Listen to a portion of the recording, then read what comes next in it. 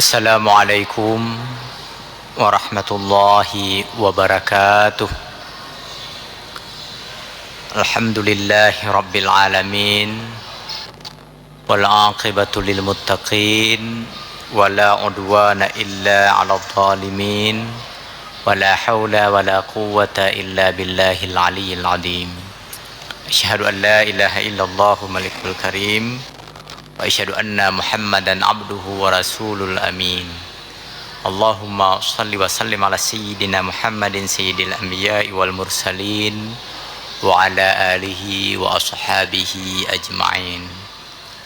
Ma'asyiral hadirin al muslimin, mari sama-sama kita memuji Allah dan bersyukur kepadanya atas limpahan rahmat dan karunia-Nya. Salawat beserta salam semoga disampaikan kepada baginda Rasulullah sallallahu alaihi wasallam beserta para sahabat, para kerabat dan para tabi'in. Semoga Allah senantiasa memberikan curahan rahmat dan inayahnya kepada para ulama, para aulia, para syuhada, para salihin. Dan kita juga senantiasa berdoa semoga Allah selalu memudahkan urusan-urusan kita. Seandainya ada di antara kita yang sedang menghadapi masalah, semoga Allah berikan jalan keluar yang terbaik. Seandainya ada di antara kita, anggota keluarga maupun saudara-saudara kita yang sedang kurang sehat, semoga Allah memberikan kesehatan dan kesembuhan. Seandainya ada di antara kita, anggota keluarga maupun saudara-saudara kita yang sedang ditimpa musibah, semoga Allah berikan kesabaran dan ketabahan kepadanya. Dengan mengharap rahmat dari Allah, mari kita mulai pengajian pada yang berbahagia ini dengan membaca basmalah. Bismillahirrahmanirrahim. Hadirin dan hadirat kaum muslimin serta para pendengar yang dirahmati Allah.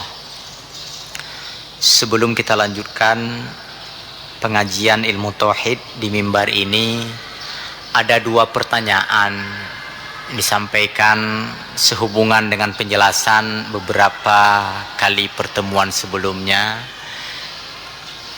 Seandainya tidak dijawab, barangkali akan menimbulkan kesalahpahaman. Pertanyaan pertama terkait dengan persoalan ketidaksia-siaan makhluk Tuhan. Artinya penanya ini yakin bahwa tidak ada di antara ciptaan Tuhan itu yang sia-sia. Tidak ada yang tidak bermanfaat. Tidak ada yang tidak berguna. Itu yakin betul. Tetapi bagaimana menjelaskannya kepada orang lain seandainya orang selalu bertanya, apa manfaatnya makhluk-makhluk tertentu? Terkadang menjijikkan, terkadang menimbulkan kemudaratan, terkadang menimbulkan penyakit dan sebagainya. Secara khusus penanya ini bertanya tentang kuman penyakit, bakteri-bakteri yang ada yang dapat menimbulkan penyakit, hama tanaman, baik berupa binatang maupun tumbuh-tumbuhan. Untuk apa ya semua itu diciptakan oleh Allah? Begitu lebih kurang pertanyaannya. Ibu bapak hadirin kaum muslimin yang berbahagia, untuk ukuran-ukuran jangka pendek, untuk kepentingan-kepentingan sesaat, boleh jadi binatang-binatang, hewan maupun tumbuhan-tumbuhan tersebut menjadi musuh bagi manusia. Ini jawaban kita. Kuman boleh jadi hari ini menjadi musuh bagi kita. Bakteri demikian pula. Tetapi dengan penelitian dan riset yang berulang-ulang, bakteri, kuman dan sebagainya sering sekali berfungsi sebagai pengurai di dalam proses perubahan-perubahan keadaan di alam semesta ini. Ketika ada bangkai, ketika ada sesuatu yang sudah semestinya busuk, maka bakteri itulah yang menguraikan, yang mempercepat, yang menyebabkan pembusukan itu terjadi, sehingga barang-barang tertentu atau katakanlah bangkai-bangkai tertentu itu akan mengalami pembusukan, lalu hancur lebur, berubah menjadi tanah dan sebagainya. Tanpa keberadaan kuman-kuman itu, ya, barangkali kita akan menyaksikan betapa banyak bangkai-bangkai bertebaran di muka bumi ini, dan akan sangat menyulitkan kita. Betapa banyak buah-buahan yang mengalami busuk di mana-mana, dan betapa banyak dedaunan, rerumputan, cabang-cabang pohon dan sebagainya, akan sangat menyulitkan kita membersihkan dan membereskannya semua itu. Ini baru salah satu jawaban kita. Dan tentu saja masih banyak yang belum kita pahami fenomena alam semesta ini. Pada saat ketidakpahaman itu terjadi kepada kita, itu justru menimbulkan hikmah tersendiri yang lebih agung, yang lebih tinggi nilainya. Apa itu? Ketawaduan, kepasrahan kita, kepengakuan kita di hadapan Allah betapa kita memang manusia yang sangat-sangat lemah. Untuk memahami alam semesta saja kita masih belum mampu, apalagi untuk menandingi Tuhan menciptakan alam semesta serupa ini. Disitulah muncul pengakuan dalam diri kita bahwa ternyata kita adalah manusia yang sangat terbatas, makhluk Tuhan yang sangat terbatas kemampuannya. Muncul ketawaduan kita, dan ini juga merupakan salah satu hikmah yang sangat-sangat agung, yang sangat-sangat tinggi nilainya. Ibu bapak hadirin kaum muslimin yang berbahagia, demikian pula dengan hama tanaman, berupa tumbuh-tumbuhan maupun berupa hewan, binatang dan sebagainya. Sesungguhnya semua ciptaan Tuhan itu berada dalam sebuah jalinan rantai kehidupan alam semesta ini. Terkadang ia berposisi sebagai pemakan, pada kali yang lain dia berposisi sebagai yang dimakan. Kita lihat misalnya ulat tanaman, dia akan memakan dedaunan, pucuk-pucuk tanaman dan sebagainya. Tetapi di kali yang lain dia menjadi makanan bagi burung tertentu. Seandainya, kita membuat pengandaian, seandainya tidak ada ulat, ya boleh jadi tanaman hidup lebih nyaman. Tetapi ingat, burung akan kesulitan makanan. Kalau burung misalnya tidak ada, ketika burung mengalami kesulitan makan, mungkin dia akan mengalami kepunahan. Minimal populasinya akan berkurang, jumlah burung-burung itu akan berkurang. Pada saat itu terjadi bencana dalam bentuk lain. Misalnya muncul belalang terlalu banyak dan sebagainya. Dan di antara burung-burung tersebut juga terjadi kompetisi, persaingan hidup secara alamiah.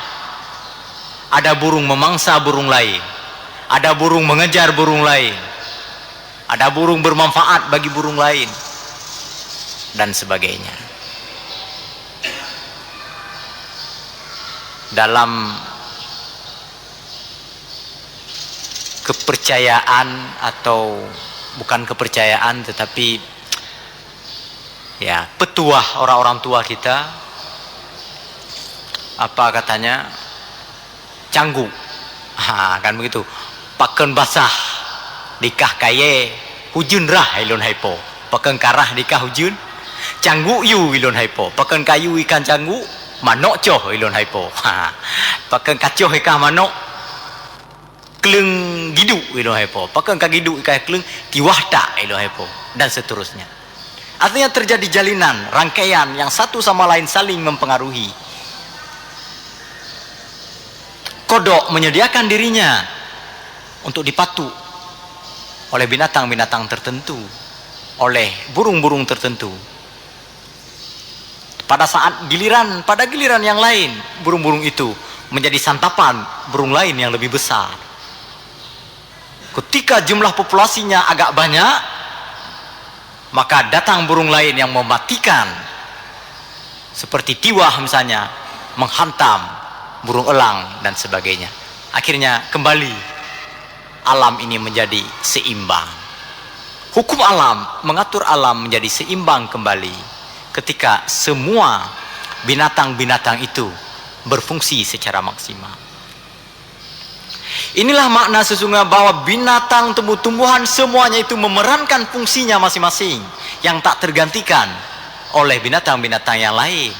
Ketika ada upaya memusnahkan satu jenis binatang saja, maka berarti terjadi keterputusan rantai jaring kehidupan itu. Ketika ada satu binatang kita musnahkan secara habis-habisan untuk tidak memberikan kesempatan kepadanya untuk hidup karena kita anggap sebagai hama yang merugikan kehidupan kita, berarti putus satu mata rantai. Pada saat putus mata rantai, maka akan mengakibatkan putus mata rantai selanjutnya. Terjadilah ketidakseimbangan alam semesta. Ini penjelasannya yang bisa kita jelaskan. Ini yang baru kita ketahui. Itu pun baru sedikit sekali dari sekian banyak misteri alam semesta ini, rahasia alam semesta ini. Ada orang yang mengatakan bahwa binatang-binatang tertentu dan tumbuh-tumbuhan tertentu memberi pengaruh terhadap iklim, cuaca, dan suhu di tempat mereka tinggal. Dan ini saya pikir tidak sulit kita pahami. Misalnya yang sangat sederhana adalah tumbuh-tumbuhan ternyata melakukan fotosintesis, pembakaran terhadap karbon dioksida yang dikeluarkan oleh manusia, lalu diolah melahirkan kembali oksigen, yang oksigen itu dihirup oleh manusia. Dan tumbuh-tumbuhan tentu memiliki spesifikasi masing-masing, memiliki karakter, watak, dan perbedaan antara satu sama lain.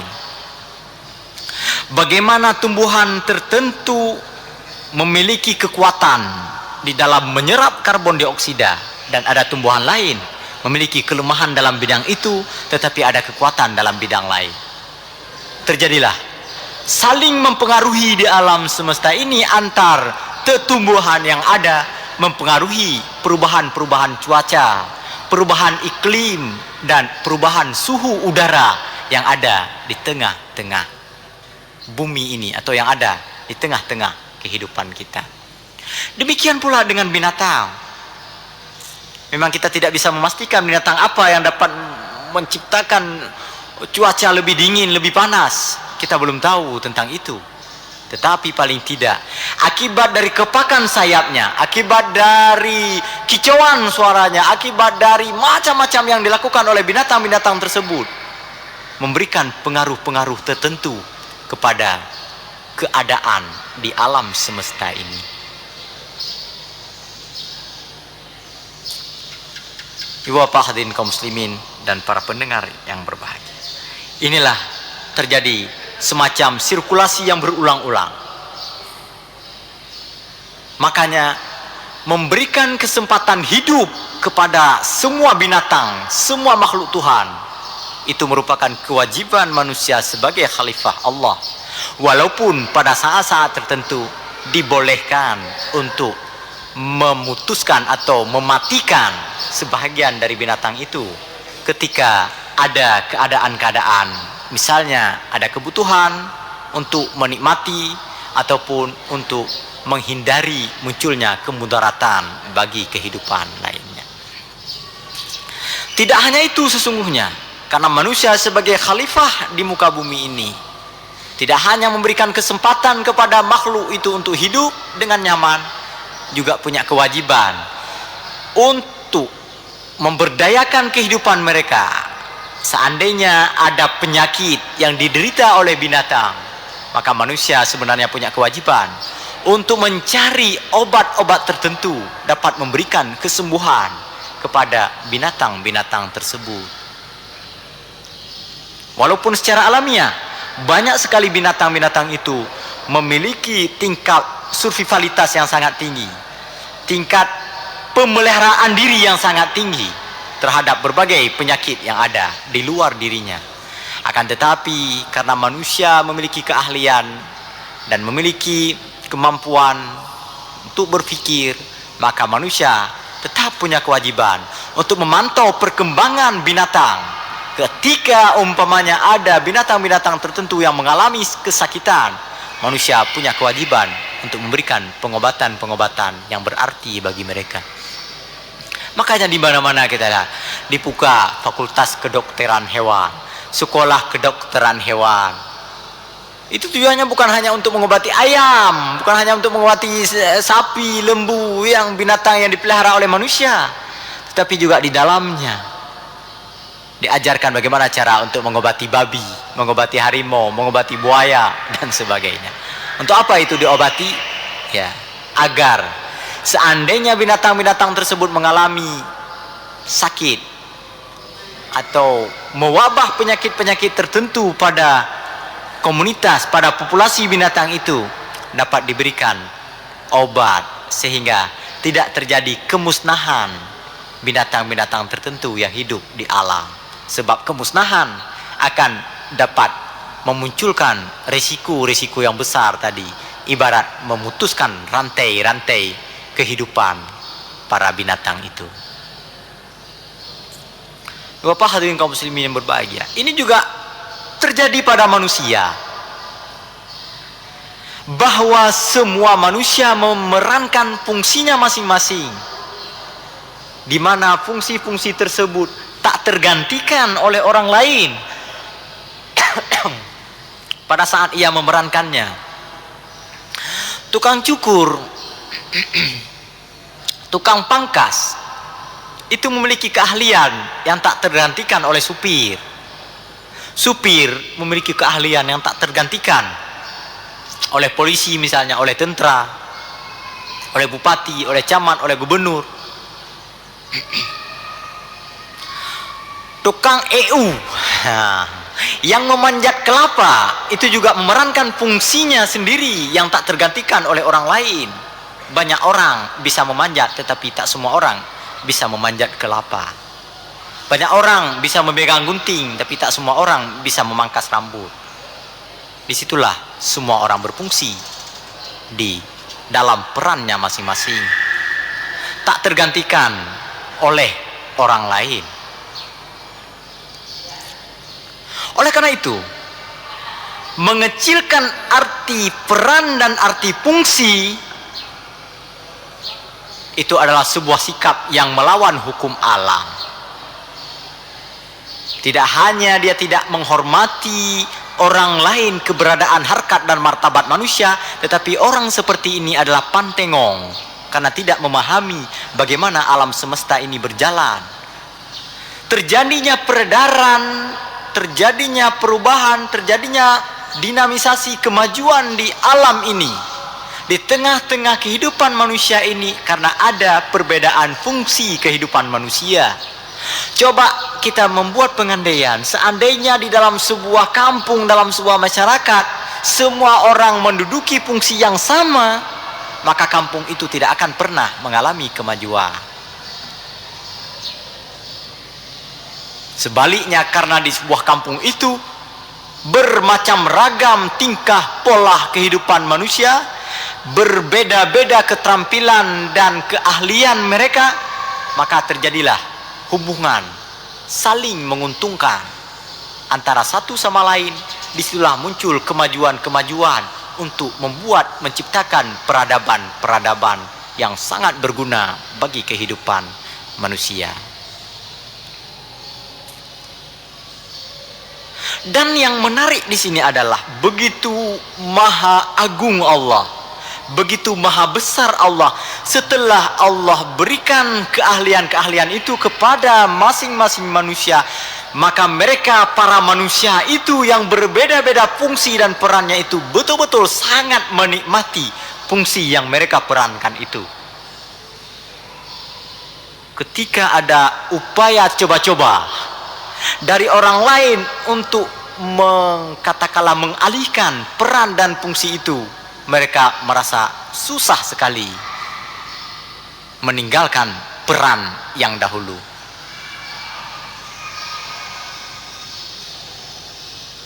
Contoh misalnya, tukang EU misalnya kita paksa untuk meninggalkan pekerjaan lamanya, misalnya kita suruh memangkas rambut, maka dia akan stres, frustasi di situ. Susah betul memangkas rambut ini, mangat EU. Nah, begitu dia sangat menikmati peran yang selama ini ia perankan. Begitu pula yang lain-lain. Supir misalnya, kita suruh dia untuk duduk di kantor, untuk mengerjakan pekerjaan-pekerjaan kesekretariatan, dia akan stres, pusing 7 keliling setiap hari. Atas saja, ada itu saja yang kita lihat. Begitu enaknya supir katanya, bisa kemana-mana, dia bilang. Begitulah anugerah Allah, begitulah nikmat Tuhan yang diberikan untuk manusia ini.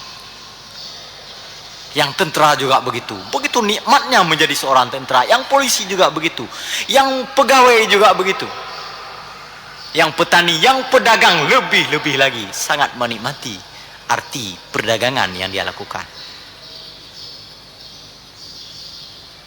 Nah, kita sering kadang-kadang kita paksa, entah karena model pendidikan kita seperti itu, entah karena kita memberikan prestise dan penghargaan untuk posisi dan fungsi tertentu.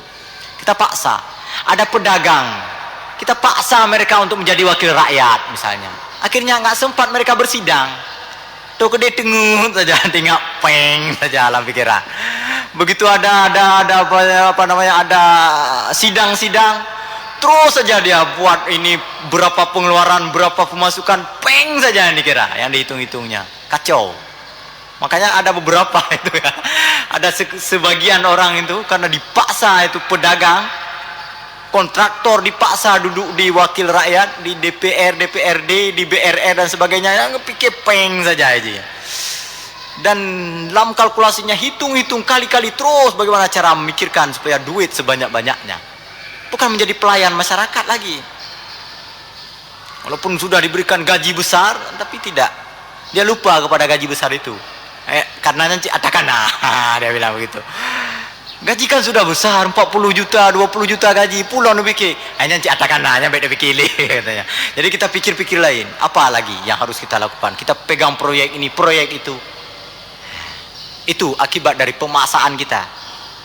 Kapan kita paksa itu? Pada saat musim-musim pemilu, musim-musim pilkada, nyancit aculok, kada ada punya yang pedagang, ke putih aculok gede. Bahina ke pedagang-dagang ngedro, aculok cik gede. Itu pemaksaan kita dan pemaksaan orang yang bersangkutan. Atau sebaliknya, sebaliknya,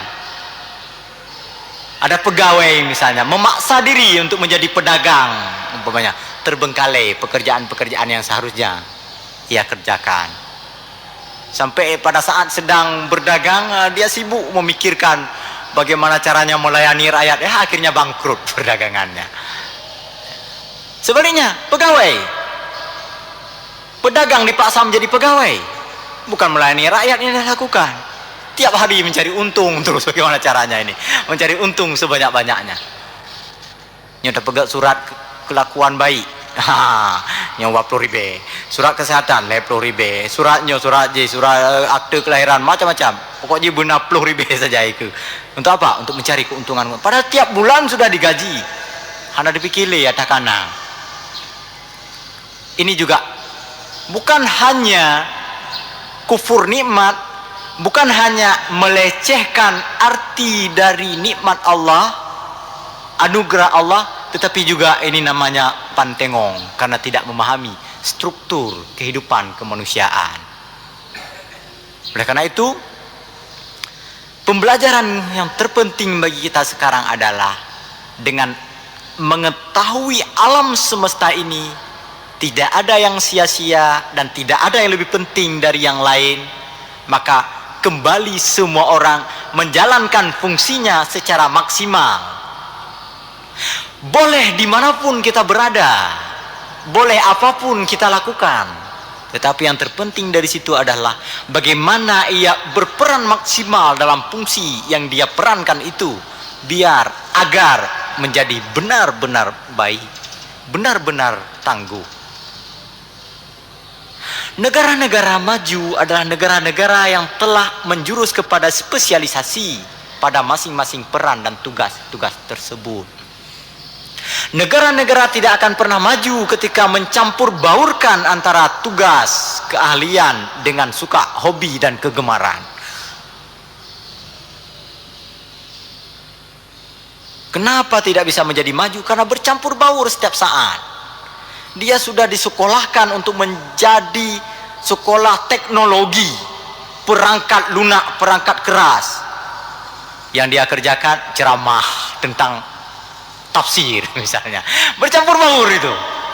Nah, makanya kita bersedih di negara-negara Islam, banyak sekali negara Islam termasuk kita negeri ini, negara yang kita cintai ini. Puluhan tahun sekolah-sekolah teknologi itu didirikan.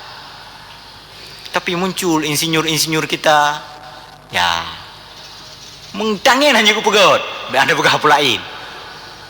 Ya, jangan kita bercerita tentang membuat pesawat, membuat mobil, membuat sepeda motor, membuat bot, perahu layar dan sebagainya.